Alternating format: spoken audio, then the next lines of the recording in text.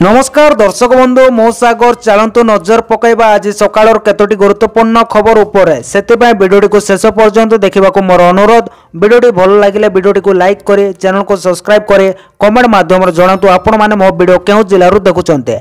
चलतु आज सकाळ खबर उपरे नजर पकईबा।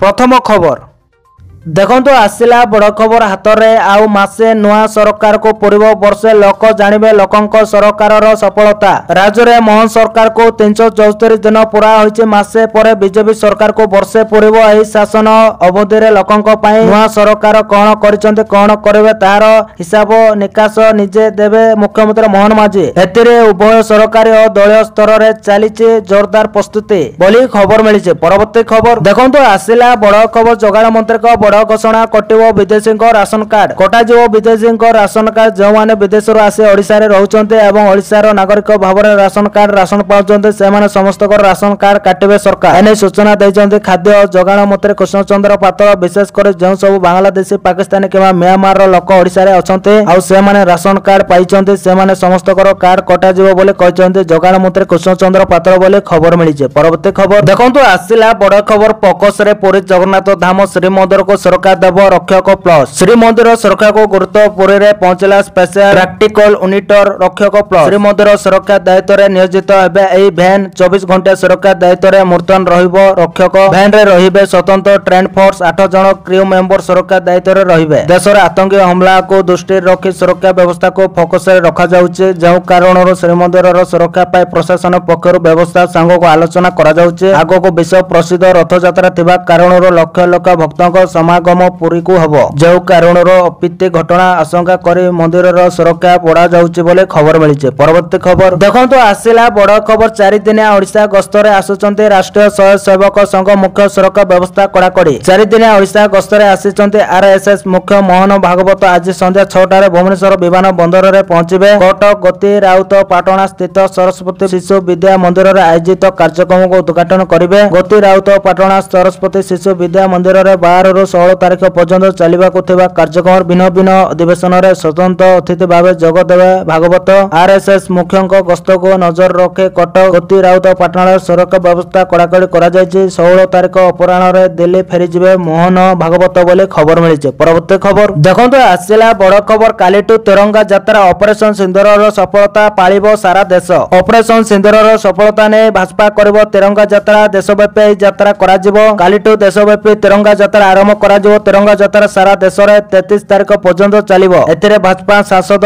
कर्मकर्ता और निर्वाचित प्रतिनिधि माने जोग देबे। बलागर्म हमलार प्रतिशोध नेवा पई भारत पक्षर ऑपरेशन सिंदूर आरंभ करा जायतिला। एई आतंकवाद विरोधी ऑपरेशन रे पाकिस्तान ऊपर को भारत एयर स्ट्राइक करतिला। 9 आतंकवादी आड़ा को ध्वंस करबा सह 100 रो अधिक आतंकवादी एई ऑपरेशन रे प्राण हरैतिबा कोआ जाउचे। पाकिस्तान रो प्रत्येक मिसाइल और ड्रोन आकाश रे ही उड़ैबारे सफल होइतिला भारत बोली खबर मिली। परवर्ती खबर देखंतु आसिला बड़ खबर आज प्रकाश पाइबो सीबीएसई रो उभय दशम एवं द्वादश श्रेणी रिजल्ट। आज प्रकाश पाइपारे सीबीएसई रो दशम एवं द्वादश परीक्षा फल दिन 10टा बेले फल प्रकाश पाइबारे दशम श्रेणी रे 24,12,000 छात्र छात्री परीक्षा देइतबा बेले द्वादश रे 17,88,000 पिला परीक्षा देइचंते। परीक्षा फल प्रकाश ने सीबीएसई पक्षरु वर्तमान पर्यंत कोनोसी व्यक्ति प्रकाश पाइ नै। पूर्व खबर मुताबिक मे माह द्वितीय सप्ताह रे रिजल्ट बाहरिबा नै सूचना प्रकाश करा जायतिला बोली खबर मिली। परवर्ती खबर देखंतु आसिला बड़ खबर ओडिशा रे 2 आईपीएस ऑफिसर को मिला केंद्र आईजी रैंक। 85 आईपीएस ऑफिसर को केंद्र आईजी रैंक। 1998 ରୁ 2007 बैच मध्य 85 आईपीएस ऑफिसर को केंद्र आईजी रैंक। ओडिशा रो स्थान पाइले आईपीएस राजेश कुमार आईपीएस अनुप साहू। अनुप होचंती 2004 बैच ओडिशा कैडेट आईपीएस बोले खबर मिली। परवर्ती खबर देखंतु आसिला बड़ खबर रथ यात्रा रे भिड़ नियंत्रण करिवो ड्रोन यात्रा पय सुरक्षा व्यवस्था हबो कड़ाकड़ी। फोकस रे चलित वर्ष विश्व प्रसिद्ध रथ यात्रा पाई स्वतंत्र व्यवस्था प्रणाली करा जिवो। वरिष्ठ अधिकारी को नहीं पुलिस डीजी समीक्षा प्रथम थर कोस्टल सिक्योरिटी पाई ड्रोन मुतयन करा जिवो। समस्त सेंट्रल एजेंसी समन्वय को नहीं समीक्षा करा जायछि। कोस्ट गार्ड नेवी आरपीएफ समन्वय रे रथ यात्रा हबो। एआई ड्रोन साहाय्य रे भिड़ नियंत्रण करा जिवो। स्थल और आकाश मार्ग सुरक्षा व्यवस्था ऊपर नजर रखा जिवो। भारत पाकिस्तान युद्ध रे विराम लागिबा पर रथ यात्रा को गुरुत्वर सह निया जाउछि। आतंकी कार्यकलाप को आशंका करे विश्व प्रसिद्ध रथयात्रा सुरक्षा व्यवस्था को कड़ाकड़ी कराଯିବ ବୋଲି खबर मिली। परवर्ती खबर देखंतु आसिला बड़ खुशी खबर। एही तारिख रे आसीबो 3 पर्याय सुभद्रा टंका एका सहित 15,000। सुभद्रा योजना रे आसी सारिछि 2 किस्ती टंका। राखी पूर्णिमा रे आसीबो 3 पर्याय सुभद्रा किस्ती। पूर्व राज्य रे 1 कोटी रो अधिक महिला को खाता को 5,000 टंका लेखाए पठाई सारिछन्ते राज्य सरकार। महिला दिवस अर्थात मार्च 8 तारिख रे खाता को आसीतेला सुभद्रा योजना टंका। महिला दिवस उपलक्षे राज्य रे 1 कोटी रो अधिक महिला को अकाउंट को द्वितीय पर्याय सुभद्रा टंका पठाइतेला राज्य सरकार। प्रत्येक महिला को खाता को आसीतेला 5,000 टंका। जग हिताधिकारी जो माने पूर्व प्रथम किस्ती पाई सारिछन्ते सेमान को टंका मिलिला। जो महिला माने प्रथम किस्ती द्वितीय किस्ती पाई नांती से महिला माने राखी पूर्णिमा रे एका सहित 15,000 टंका पाइबे। प्रथम किस्ती द्वितीय किस्ती और तृतीय किस्ती एका सहित मिसिक आसीबो बोली प्रभाती परिडा कहितबार खबर मिली। परवर्ती खबर देखंतु आसिला बड़ खुशी खबर। आज बहुत कमी गला सुना दर। आज सकाळे भुवनेश्वर रे सुना दर बहुत ह्रास घटित देखा मिली। 22 क्रे सुना दर 10 ग्राम पिछा 1650 टंका ह्रास घटी। यार मूल्य गतकाली 90,450 टंका थिला बेले वर्तमान यार मूल्य 88,800 टंका रही। सेहीपरि 24 क्रे सुना दर 10 ग्राम पिछा गतकाली 98,680 टंका थिला वर्तमान ता 96,880 टंका रे बिक्री होउचे। एथिरे 1800 टंका ह्रास पाइचे। 18 क्यारेट सुना दर 10 ग्राम पिछा आज 72,660 टंका रही। सेहीपरि गतकाली एही मूल्य 74,010 टंका थिला एथिरे 1,350 टंका ह्रास घटी बोली खबर मिली। परवर्ती खबर देखंतु आसिला बड़ खबर। पुरी रे police DG YB Khurania Rath Yatra सुरक्षा नै बसिबो बड़ बैठक। पुरी रे पुलिस डीजी वाईबी खुरानिया पहुंची से श्रीमंदिर सुरक्षा करिवे समीक्षा। रथयात्रा सुरक्षा को नै बसिबो बड़ बैठक। एही बैठक रे शामिल हेबे वरिष्ठ अधिकारी। आगो को आसुचे विश्व प्रसिद्ध रथयात्रा महाप्रभु को पाखरु देखिबा लागे भक्तंकर भीड़ लागिबो बड़ दांड रे।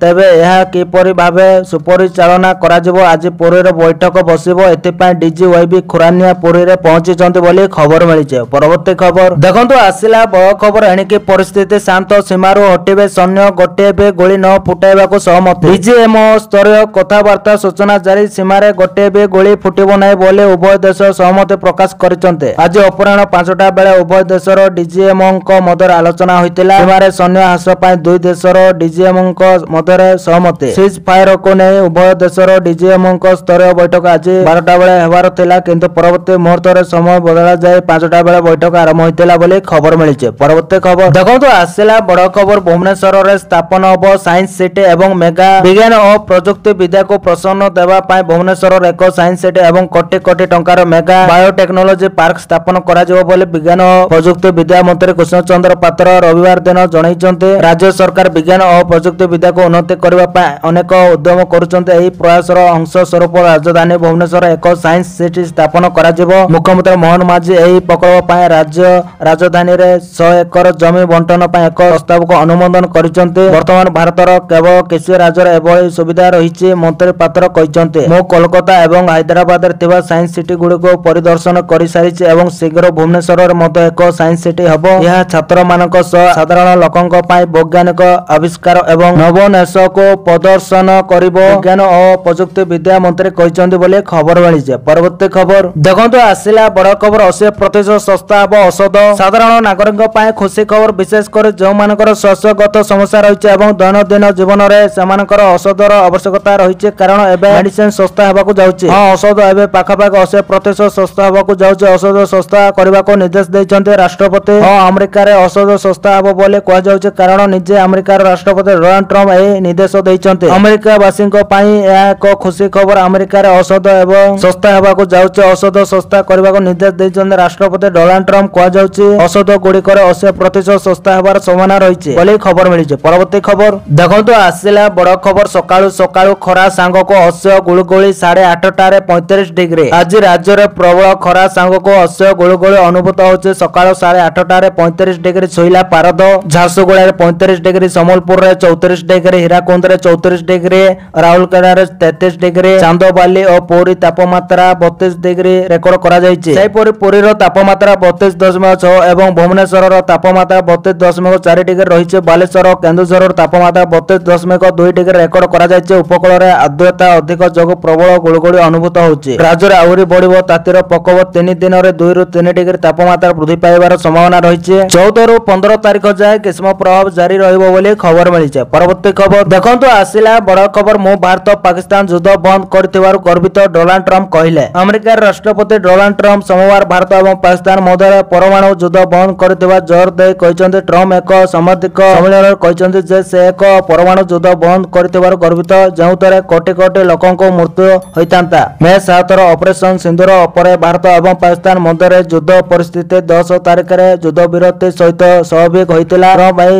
ଯୁଦ୍ଧବିରତିର ଶ୍ରେୟ ନେଇଥିଲେ ଏବଂ କହିଥିଲେ ଯେ ସେ ଏହି ଯୁଦ୍ଧ ବନ୍ଦ କରିଛନ୍ତି। ସୋମବାର ସକାଳେ ୱାଶିଂଟନରେ ପ୍ରେସକ୍ରିପସନ ଔଷଧର ମୂଲ୍ୟ ହ୍ରାସ କରିବା ଘୋଷଣା ପରେ ତାଙ୍କ ସ୍ୱାସ୍ଥ୍ୟାବସ୍ଥା ସହିତ ଆୟୋଜିତ ଏକ ସାମ୍ବାଦିକ ସମ୍ମିଳନୀ ସମୟରେ ଭାରତ ପାକିସ୍ତାନ ପ୍ରସଙ୍ଗରେ ଏକ ପ୍ରଶ୍ନର ଉତ୍ତରରେ ସେ ଏହି ଉତ୍ତର ଦେଇଥିଲେ ବୋଲି ଖବର ମିଳିଛି। ପରବର୍ତ୍ତୀ ଖବର ଦେଖନ୍ତୁ ଆସିଲା ବଡ଼ ଖବର ଭାରତୀୟ ସେନା ଦେଲା ପରମାଣୁ ଆକ୍ରମଣରୁ ପାକିସ୍ତାନର ହୋଇଛି ବ୍ୟାପକ କ୍ଷତି। ଆତଙ୍କବାଦୀଙ୍କ ବିରୋଧରେ ଥିଲା ଅପରେସନ ସିନ୍ଦୁର ଏବଂ ଏହା 100% ସଫଳ ହୋଇଛି। ଆଜି ତିନି ସେନାର ସାମ୍ବାଦିକ ସମ୍ମିଳନୀରେ ଏଭଳି ସୂଚନା ଦିଆଯାଇଛି। ଏହା ସହ ଭାରତ ପାକିସ୍ତାନ ଯୁଦ୍ଧ ବିରାମ ପରେ ପାକିସ୍ତାନକୁ ସେନା ଚେତାବନୀ ବି ଦେଇଛି। ଆଜି ରାତିର ଅପେକ୍ଷା ଅସ୍ତ୍ରବିରତି ଉଲ୍ଲଂଘନ କଲେ କଡ଼ା ଜବାବ ଦିଆଯିବ ବୋଲି କୁହାଯାଇଛି। ଏୟାର ମାର୍ଶଲ କହିଛନ୍ତି ଭାରତୀୟ ସୀମାରେ ଅନୁପ୍ରବେଶ ସମୟରେ ପାକ୍ ବିମାନକୁ ଧ୍ୱଂସ କରାଯାଇଛି। ଗୁଳି ବିନିମୟରେ 40 ପାକ୍ ଯବାନଙ୍କ ମୃତ୍ୟୁ ହୋଇଛି। ସଫା ହୋଇଛନ୍ତି 100ରୁ ଅଧିକ ଆତଙ୍କବାଦୀଙ୍କ 9ଟି ଆଡାକୁ ଧ୍ୱଂସ କରାଯାଇଛି। ପାକିସ୍ତାନରେ ଆତଙ୍କୀଙ୍କ ଉପରେ ଆକ୍ରମଣ କରାଯାଇଛି। ଆତଙ୍କୀ ଆଡା ଧ୍ୱଂସ କରିବା ଲକ୍ଷ୍ୟ ଥିଲା। ଆତଙ୍କୀ ହମଲାର କଡ଼ା ଜବାବ ଦିଆଯାଇଛି ବୋଲି ଖବର ମିଳିଛି। ପରବର୍ତ୍ତୀ ଖବର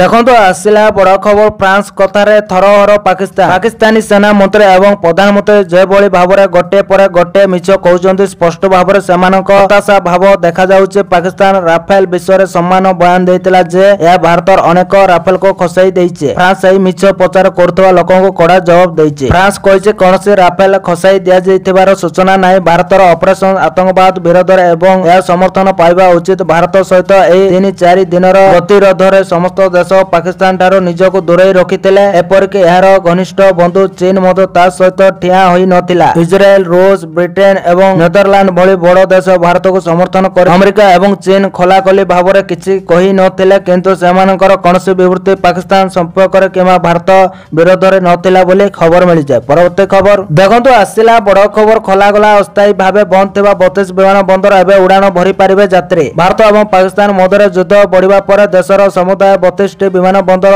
ଅସ୍ଥାୟୀ ଭାବେ ବନ୍ଦ କରାଯାଇଥିଲା। ବର୍ତ୍ତମାନ ଏହି ବିମାନ ବନ୍ଦର ଗୁଡ଼ିକ ଖୋଲାଯାଇଛି। ବେସାମରିକ ବିମାନ ଚଳାଚଳ ସ୍ୱାଭାବିକ ନେଇ ସୂଚନା ଜାରି କରାଯାଇଛି। ଏୟାରପୋର୍ଟ ଅଥରିଟି ଅଫ୍ ଇଣ୍ଡିଆ ପକ୍ଷରୁ ଏହି ସୂଚନା ଜାରି କରାଯାଇଛି। ମେ 15 ତାରିଖ ପର୍ଯ୍ୟନ୍ତ ବନ୍ଦ ଘୋଷଣା ହୋଇଥିଲା। ବିମାନ ଯାତ୍ରୀଙ୍କୁ ଏୟାର ଲାଇନ୍ସ ସହ ଯୋଗାଯୋଗ ପାଇଁ ପରାମର୍ଶ ଦିଆଯାଇଛି। ସ୍ୱାଭାବିକ ଭାବେ ବନ୍ଦ ହୋଇଥିବା ବିମାନ ବନ୍ଦରରେ ଚଣ୍ଡିଗଡ଼, ଶ୍ରୀନଗର, ଅମୃତସର, ଲୁଧିଆନା, ଭୁଣ୍ଡା, ଇଟାନଗର, ପଟିଆଲା, ସିମଲା, ଧର୍ମଶାଳା ଏବଂ ଭାତିଣ୍ଡା ଭଳି ପ୍ରମୁଖ ବିମାନ ବନ୍ଦର ଅନ୍ତର୍ଭୁକ୍ତ ଥିଲା। ଏହା ବ୍ୟତୀତ ଜୈସଲମେର, ଯୋଧପୁର, ଲେହ, ବିକାନେର, ପଠାନକୋଟ, ଜମ୍ମୁ, ଜାମନଗର ଏବଂ ଭୁଜ ଭଳି ଗୁରୁତ୍ୱପୂର୍ଣ୍ଣ ସ୍ଥାନରେ ଥିବା ବିମାନ ବନ୍ଦର ଗୁଡ଼ିକୁ ମଧ୍ୟ ଅସ୍ଥାୟୀ ଭାବରେ ବନ୍ଦ କରାଯାଇଥିଲା ବୋଲି ଖବର ମିଳିଛି। ପରବର୍ତ୍ତୀ ଖବର ଦେଖନ୍ତୁ ଆସିଲା ବଡ଼ ଖବର ଭାରତ ପାକିସ୍ତାନ ଉତ୍ତେଜନା ମଝିରେ ରୁଷର ଏଣ୍ଟ୍ରି S-500 ଦ୍ୱାରା ବିଶ୍ୱରେ ରାଜ କରିବ ଇଣ୍ଡିଆ। ଭାରତର ସୁରକ୍ଷା ପରିସ୍ଥିତିକୁ ସୁଦୃଢ଼ କରିବା ପାଇଁ ରୁଷ ଏକ ଗୁରୁତ୍ୱପୂର୍ଣ୍ଣ ପ୍ରସ୍ତାବ ଦେଇଛି। ରୁଷ ପୁଣିଥର ଭାରତକୁ ଅତ୍ୟାଧୁନିକ S-500 ବାୟୁ ପ୍ରତିରକ୍ଷା ପ୍ରଣାଳୀର ମିଳିତ ଉତ୍ପାଦନ ପାଇଁ ପ୍ରସ୍ତାବ ଦେଇଛି। ଏହି ପ୍ରସ୍ତାବ ଏପରି ଏକ ସମୟରେ ଆସିଛି ଯେତେବେଳେ କାଶ୍ମୀର ପ୍ରସଙ୍ଗ ଏବଂ LOCକୁ ନେଇ ଦୁଇ ପଡ଼ୋଶୀ ଦେଶ ମଧ୍ୟରେ ପରିସ୍ଥିତି ଅତ୍ୟନ୍ତ ଉତ୍ତେଜନାପୂର୍ଣ୍ଣ ରହିଛି। S-500 ପ୍ରୋମେଟ୍ରି ହେଉଛି ରୁଷ ଦ୍ୱାରା ବିକଶିତ ବିଶ୍ୱର ସବୁଠାରୁ ଉନ୍ନତ ବାୟୁ ପ୍ରତିରକ୍ଷା ପ୍ରଣାଳୀ ଯାହା 600 କିଲୋମିଟରର ଦୂରତା, କ୍ଷେପଣାସ୍ତ୍ର, ଡ୍ରୋନ୍, ଗୃହ ବିମାନ ଏବଂ ଏପରିକି ହାଇପ୍ରସୋନିକ ଅସ୍ତ୍ରଶସ୍ତ୍ରକୁ ଟାର୍ଗେଟ କରିପାରିବ ବୋଲି ଖବର ମିଳିଛି। ପରବର୍ତ୍ତୀ ଖବର ଦେଖନ୍ତୁ ଆସିଲା ବଡ଼ ଖବର କାଲି ଆଣ୍ଡାମାନ ଛୁଇଁବ ମୌସୁମୀ ତାତିରୁ ମିଳିବ ମୁକ୍ତି। ଆସନ୍ତା 24 ଘଣ୍ଟା ମଧ୍ୟରେ ଆଣ୍ଡାମାନ ଛୁଇଁବ ମୌସୁମୀ ଏନେଇ ସୂଚନା ଜାରି କରିଛି ଭାରତୀୟ ପାଣିପାଗ ବିଭାଗର ସୂଚନା ଅନୁସାରେ କାଲି ସୁଦ୍ଧା ମୌସୁମୀ ଦକ୍ଷିଣ ଆଣ୍ଡାମାନ ଛୁଇଁବ। ମୌସୁମୀ ପ୍ରଭାବରେ ଜମ୍ମୁ କାଶ୍ମୀର, ଲଦାଖ, ଗିଲଗିଟ୍, ବାଲତିସ୍ତାନ, ମୁଜାଫରବାଦ, ହିମାଚଳ ପ୍ରଦେଶ, ପଞ୍ଜାବ, ହରିୟାଣା, ଛତିଶଗଡ଼ ଏବଂ ରାଜସ୍ଥାନରେ ଆଜିଠାରୁ ବର୍ଷା ହେବାର ସମ୍ଭାବନା ରହିଛି। ସେହିପରି ମଧ୍ୟପ୍ରଦେଶ, ଛତିଶଗଡ଼, ପଶ୍ଚିମବଙ୍ଗ, ସିକିମରେ ଆସନ୍ତା 15 ତାରିଖ ପର୍ଯ୍ୟନ୍ତ ବର୍ଷା ସମ୍ଭାବନା ରହିଛି। ମୌସୁମୀ ପ୍ରଭାବରେ ଉତ୍ତର ପୂର୍ବ ଭାରତରେ 16 ତାରିଖ ପର୍ଯ୍ୟନ୍ତ ବର୍ଷା ହେବ। ଚଳିତ ଥର ମୌସୁମୀ ବାୟୁ ଆଗୁଆ ଭାରତ ଛୁଇଁବାକୁ ଯାଉଛି। ମୌସୁମୀ ବର୍ଷା ଯୋଗୁଁ ବିଭିନ୍ନ ରାଜ୍ୟରେ ବର୍ଷା ହେବ ଯାହା ଫଳରେ ଗ୍ରୀଷ୍ମର ପ୍ରଭାବର ପ୍ରକୋପ ମଧ୍ୟ କମିବାର ସମ୍ଭାବନା ରହିଛି। ପୂର୍ବରୁ ମୌସୁମୀ ବାୟୁ 27 ତାରିଖରେ କେରଳ ଛୁଇଁବ ବୋଲି ପାଣିପାଗ ବିଭାଗ ପକ୍ଷରୁ ଆକଳନ କରାଯାଇଥିଲା ବୋଲି ଖବର ମିଳିଛି। ପରବର୍ତ୍ତୀ ଖବର ଦେଖନ୍ତୁ ଆସିଲା ବଡ଼ ଖବର ପାକିସ୍ତାନ ଘରେ ପଶି ମାରୁଛି ଭାରତ ସମିତ ପାତ୍ର କହିଲେ। ଅପରେସନ ସିନ୍ଦୁରକୁ ନେଇ ବିଜେପି ରାଷ୍ଟ୍ରୀୟ ମୁଖପାତ୍ର ସମିତ ପାତ୍ରଙ୍କ ବଡ଼ ସୂଚନା ଭାରତୀୟ ସେନା ଅପରେସନ ସିନ୍ଦୁରକୁ ସଫଳ କରିଛନ୍ତି। ଆତଙ୍କବାଦୀଙ୍କ ଠିକଣାକୁ ମାଟିରେ ମିଶାଇଛନ୍ତି ସେନା। ଆତଙ୍କବାଦୀଙ୍କୁ ନେଇ ପାକିସ୍ତାନର ମିଛ ଧରା ପଡ଼ିଥିଲା। ପାକିସ୍ତାନର ଏ ସ୍ଥିତି କିଛି ନୁହେଁ, ଆଗକୁ ଆହୁରି ଭୋଗିବ ବୋଲି କହିଲେ ସମିତ ପାତ୍ର। ପହଲଗାମ ହମଲାର ଜବାବ ଦିଆଯିବ କହିଲେ ପ୍ରଧାନମନ୍ତ୍ରୀ ନରେନ୍ଦ୍ର ମୋଦି। କଳ୍ପନା ବାହାରେ ପ୍ରତିଶୋଧ ନିଆଯିବ ବୋଲି କହିଥିଲେ ଆଉ ତାହା କରି ଦେଖାଇଲେ ମାଟିରେ ମିଶାଇବା ସହ ଘରେ ପଶି ମାରିବେ କହିଥିଲେ ପ୍ରଧାନମନ୍ତ୍ରୀ। ବିଶ୍ୱକୁ ଏକ ବଡ଼ ବାର୍ତ୍ତା ଦେଇଛି ଅପରେସନ ସିନ୍ଦୁର। ନୂତନ ଭାରତ ଏବେ ଘରେ ପଶି ମାରୁଛି, ଏବେ ପାକିସ୍ତାନଙ୍କ ଘରେ ପଶି ମାରୁଛି ଭାରତ ବୋଲି ଖବର ମିଳିଛି। ପରବର୍ତ୍ତୀ ଖବର ଦେଖନ୍ତୁ ଆସିଲା ବଡ଼ ଖବର ଅପରେସନ ସିନ୍ଦୁର। 2 ଦିନରେ ଏହି ଜିଲ୍ଲାରେ ଜନ୍ମ ହେଲେ 17 ଝିଅ, ସମସ୍ତଙ୍କ ନାମ ରଖାଗଲା ସିନ୍ଦୁର। ପହଲଗାମ ଆକ୍ରମଣ ପରେ ଭାରତର ସାମରିକ ଅଭିଯାନର ନାମ ଲୋକଙ୍କ ହୃଦୟକୁ ଛୁଇଁଛି। ଏହି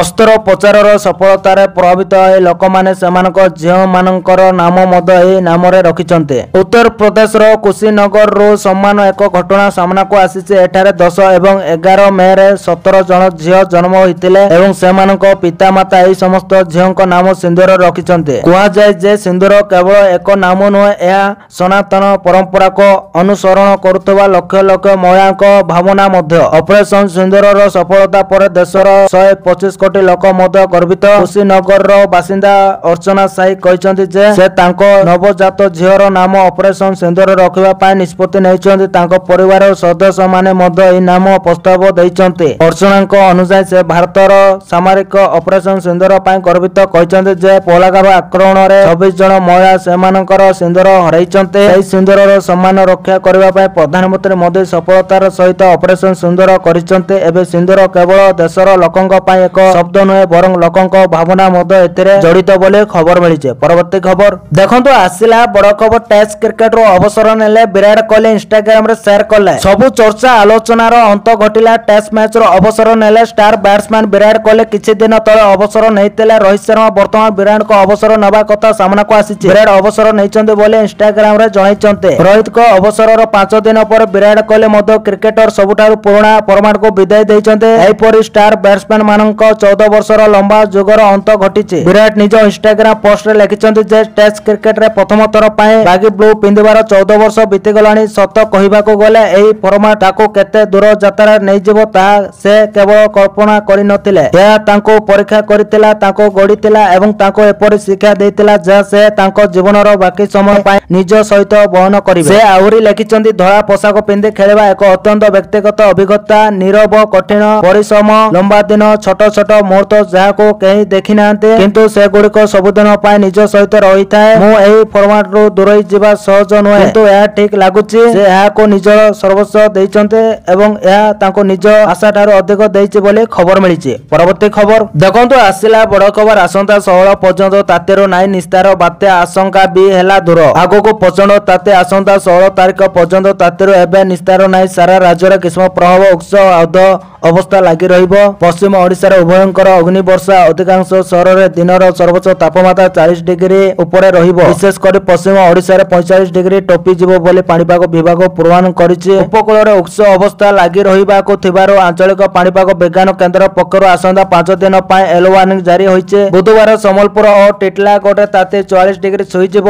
ଗୁରୁବାର ଏହି ଦୁଇ ସ୍ଥାନରେ ତାତି 45 ଡିଗ୍ରୀ ରହିପାରେ। 16 ଓ 17 ତାରିଖରେ ଦକ୍ଷିଣ ଓଡ଼ିଶା ସମେତ ମୟୂରଭଞ୍ଜ, କେନ୍ଦୁଝର ଓ ବାଲେଶ୍ୱର ଜିଲ୍ଲାର କେତେକ ସ୍ଥାନରେ କାଳବୈଶାଖୀ ହେବାର ସମ୍ଭାବନା ରହିଛି। ଉତ୍ତର ଓ ଉପକୂଳ ଓଡ଼ିଶାରେ ବି ଛଟପଟ କରିବ ତାତି ଓ ଗୁଳୁଗୁଳି। ପାଣିପାଗ ବିଭାଗ ସତର୍କ କରାଇଛି ବୋଲି ଖବର ମିଳିଛି। ପରବର୍ତ୍ତୀ ଖବର ଦେଖନ୍ତୁ ଆସିଲା ବଡ଼ ଖବର। ଲଗାତାର 3 ଦିନ ଧରି ଥରୁଛି ଏହି ଦେଶ, ଆଗକୁ ବଡ଼ ବିପଦ ଆଶଙ୍କା। ସୋମବାର ପାକିସ୍ତାନରେ 4.06 ତୀବ୍ରତା ଭୂକମ୍ପ ଅନୁଭୂତ ହୋଇଛି। ଭୂକମ୍ପ ଗଭୀରତା 10 କିଲୋମିଟର ଥିବା ଜଣାପଡ଼ିଛି। ନ୍ୟାସନାଲ ସେଣ୍ଟର ଫର ସିସ୍ମୋଲଜିର ସୂଚନା ଅନୁସାରେ ଶୁକ୍ରବାର ଶନିବାର ବିଳମ୍ବିତ ରାତିରେ ପାକିସ୍ତାନରେ ଭୂକମ୍ପ ହୋଇଥିଲା। ଧୀର ଭୂକମ୍ପ ଗମ୍ଭୀର ଭୂକମ୍ପ ତୁଳନାରେ ଅଧିକ କ୍ଷତି କରିଥାଏ। 10 କିଲୋମିଟର ଗଭୀରତା ଭୂକମ୍ପ ଅଧିକ ପ୍ରଭାବିତ ହୋଇଥାଏ। ଭୂକମ୍ପରେ କୌଣସି ଧନ ଜୀବନ ନଷ୍ଟ ହୋଇନାହିଁ କିମ୍ବା ଧନ ସମ୍ପତ୍ତି ନଷ୍ଟ ହେବାର କୌଣସି ସୂଚନା ନାହିଁ ବୋଲି ଖବର ମିଳିଛି। ପରବର୍ତ୍ତୀ ଖବର ଦେଖନ୍ତୁ ଆସିଲା ବଡ଼ ଖୁସି ଖବର। ମୁଖ୍ୟମନ୍ତ୍ରୀଙ୍କ ବଡ଼ ଘୋଷଣା, ବୟସ୍କଙ୍କୁ ମିଳିବ 3000 ଟଙ୍କା। ରାଜ୍ୟ ସରକାରଙ୍କ ବଡ଼ ଘୋଷଣା। ବରିଷ୍ଠ ନାଗରିକଙ୍କ ପାଇଁ ମାସିକ ଆର୍ଥିକ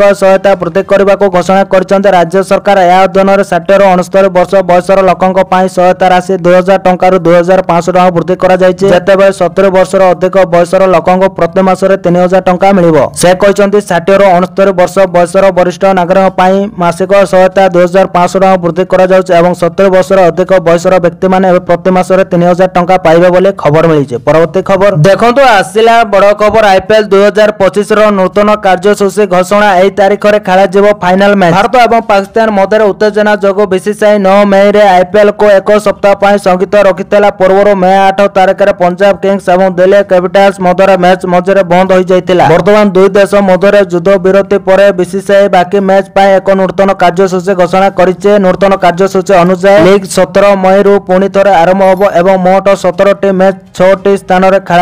यह व्यतीत फाइनल मैच जून 3 रे अनुष्ठित होब। बीसीसीआई बाकी मैच गुड़ी को 6टी स्थान में आयोजन करने को निष्पत्ति नहीं, जो बांग्लोर, दिल्ली, लखनऊ, मुंबई, अहमदाबाद और जयपुर अंतर्भुक्त। यह समय मध्य अवस्थित लीग मैच 17 मई रु 25 मई पर्यंत खेल, जो दुई डबल हेडर अंतर्भुक्त। यह व्यतीत प्ले ऑफ मैच गुड़िक मे 29 आरंभ होब और फाइनल मैच जून 3 रे अनुष्ठित होब। किंतु बीसीसीआई एपर्यंत प्ले ऑफ मैच पर स्थान स्थिर करना से यह पर घोषणा करेंगे बोले खबर मिली। परवर्ती खबर देखो आसला बड़ खबर मध्य कड़ा चेतावनी पानी रक्त एकाठी प्रभावित हो पार ना। कोलाग्राम आतंकवादी आक्रमण पर प्रधानमंत्री मोदी कहले जे एथर आतंकवादी सहित से मालिक मानक दंड दिजाको धूलिसात कर।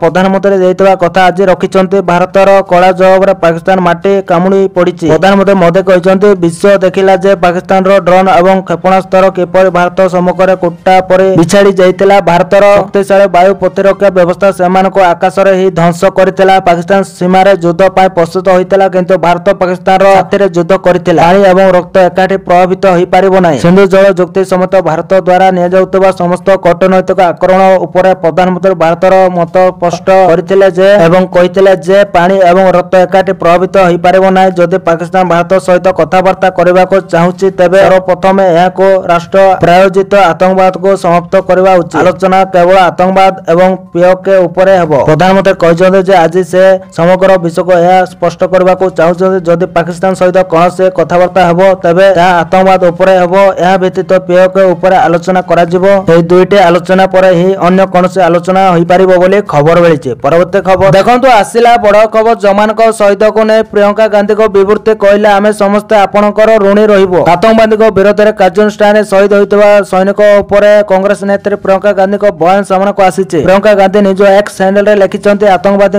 विरोध में भारतीय सेनार कार्यानुष्ठान एवं पाकिस्तान सह सामरिक मुकाबिला समय आमर अनेक सैनिकों शहीद होगा अत्यंत दुखद। से लिखिचंती आम सेनार साहसी सुबेदार पवन कुमार जी देशर सुरक्षा पाई सर्वोच्च बलिदान होइचंते। यह व्यतीत अनेक साधारण नागरिक मध्य प्राण हराइचंते। प्रियंका आउरी कहचंती मो शोक संपत परिवार प्रति मोर गंभीर संवेदना जनाउछि। एही कष्टकर समय समग्र देश स्वतंत्र परिवार सहित छेड़ा होइछि। आमे समस्त आमर शहीद एवं सेमानक परिवार प्रति सर्वदा ऋणी रहिबो बोली खबर मिलिছে। तो दर्शक बंधु ए आज सकाळर केतोटी गुरुत्वपूर्ण खबर। जदि वीडियोटी भल लागिছে लाइक करबा सहित हम चैनल को सब्सक्राइब करंतु आ वीडियो को शेयर करंतु। वीडियोटी संपूर्ण देखिथिबारु आपण मानको बहुत बहुत धन्यवाद।